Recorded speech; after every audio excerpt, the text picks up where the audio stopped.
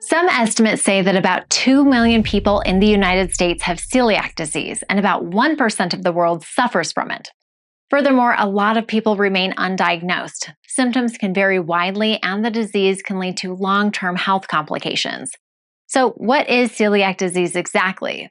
Additionally, where does it even come from to begin with? Is celiac disease genetic, or is it something you catch or developed due to environmental factors? Let's start at the beginning. What is celiac disease? Celiac disease is a chronic digestive and immune disorder. It mainly impacts the small intestine, causing damage to the organ when the individual eats foods containing gluten. More on gluten in a moment. So, what happens is your immune system thinks that gluten is a threat to your health.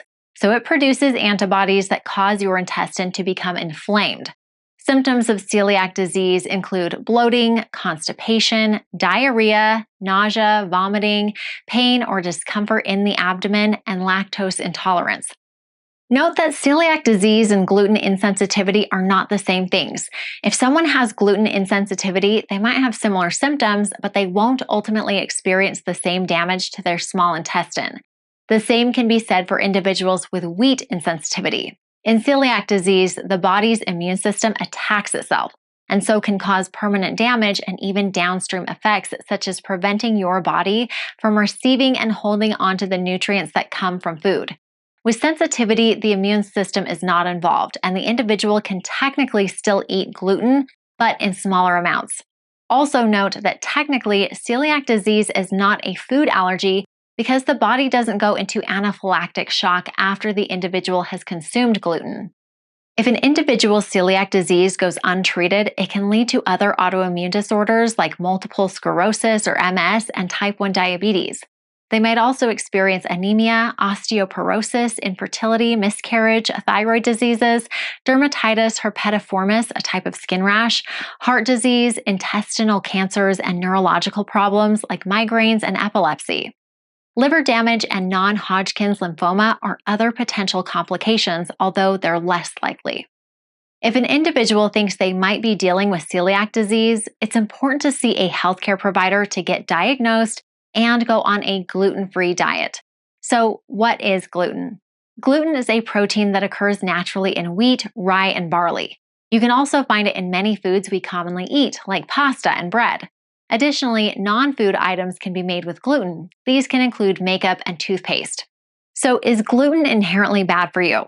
Unless you have an insensitivity or celiac disease, it's safe to consume gluten. But even if you don't have any diagnosed gluten problems, it's still important to listen to your body and avoid any foods or ingredients that leave you feeling unwell. Also worth noting is that the gluten-free movement has absolutely been encouraged by social media, with gluten-free foods popping up on grocery store shelves all over the world. Be mindful that sometimes when manufacturers remove gluten from food, they replace it with other undesirable ingredients in order to achieve the same or similar results. So it's worth spending time reading the nutrition labels carefully. Consider the bigger picture that we should generally eat a variety of foods from different food groups for maximum nutrition. Any excess or deficiency in any food group can cause harm. So, how does an individual end up with this condition? Celiac disease is more common in people who have a family history of it. However, having those specific genes doesn't automatically mean that the individual will experience celiac disease. They can even have celiac disease but be asymptomatic. While family history is a big determining factor, one can still develop celiac disease at any age in response to consuming food with gluten. Individuals who have specific chromosomal disorders like Turner syndrome and Down syndrome are also more likely to have it. Now, how is celiac disease diagnosed? A healthcare provider will want to know the individual's symptoms as well as any family history. Ultimately, celiac disease can be diagnosed with a simple blood draw. A doctor might also take a biopsy of the small intestine to determine any damage done to it. Additionally, an upper endoscopy might be necessary, during which the biopsy can happen. This allows the doctor to examine the upper digestive system, which includes the esophagus, stomach, and the start of the small intestine, using a small camera on the end of a thin, flexible tube. While it might sound scary, the patient will be sedated. This is also usually an outpatient procedure, meaning they go home the same day. eNational tests for celiac antibodies to determine if you have an aversion to gluten. Learn more about how the test works and order yours in just a few clicks. We can also help if you have other allergies or sensitivities, like food sensitivities or environmental allergies. If you think you might be dealing with celiac disease, order your panel with eNational Health today.